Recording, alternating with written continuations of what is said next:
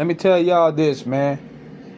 You are not a pure wrestling fan if you haven't checked this match out. I'm talking about WCW's Wargames 1992 involving Sting and the Squadons versus the Dangerous Alliance.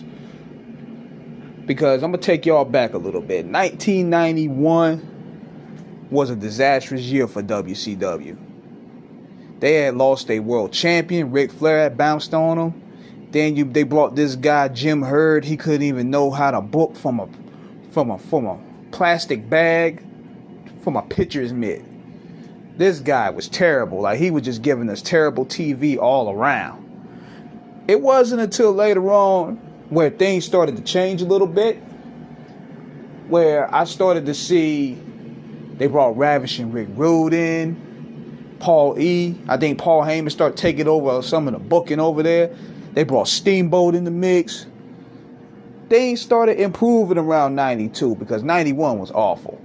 I think WCW 92 was one of my favorite years personally because we seen a lot of great things. We seen Ron Simmons win the heavyweight championship, the first black WCW champion. We seen the debut of Jake the Snake Roberts. We had a great tag team division involving WCW versus the Japanese wrestlers. And you had the workhorses. You had Cactus Jack. You had Vader. And this here, WCW 1992 War Games, possibly the GOAT War Games match of all time. First of all, just by the talent pool alone, look what you had. You had Barry Windham. You had Dustin Rhodes, known as Goldust. You had Sting. You had Steve Austin, who is now known as Stone Cold Steve Austin.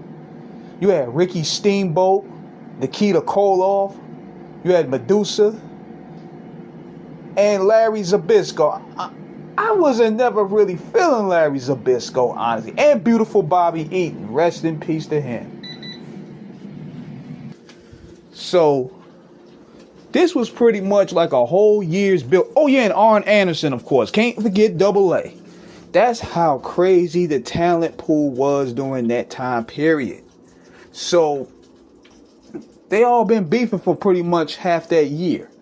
And the War Games match was where they settled everything. And let me be the fact, this is probably the most hard-hitting War Games you can think of right here. The crowd was ecstatic and excited for it. This is probably the GOAT War Games to me, out of all of them. Even including the NXT ones, even including the WWE ones. None of them is touching this one. So, this whole thing was hard-hitting. It was unpredictable. It was wild. You had Steamboat, who had his nose broke by the Dangerous Alliance, wanted to get his revenge. Barry Windham, I think, had his arm broke. So, and you had Sting, who was getting jumped. He had his leg. I think Rick Rude had dislocated his leg or something. So, a lot of these guys had smoke to give. So, this whole thing was a whole intense back and forth. And you had Jim Ross and Jesse the Body Ventura on commentary. It don't get no better than that.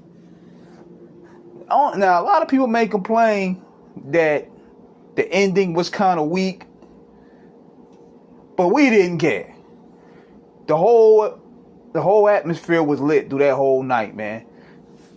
And what I didn't like, though, I didn't like how they broke up the Dangerous Alliance shortly after that, because I felt it could have had more legs on it. It could have had a longer run, but I'm thinking during this time period, Paul Heyman and Bill Watts didn't get along because Bill Watts, he took over the booking and he had that whole cowboy shit, and Paul Heyman was a city slicker New York guy, so it didn't work.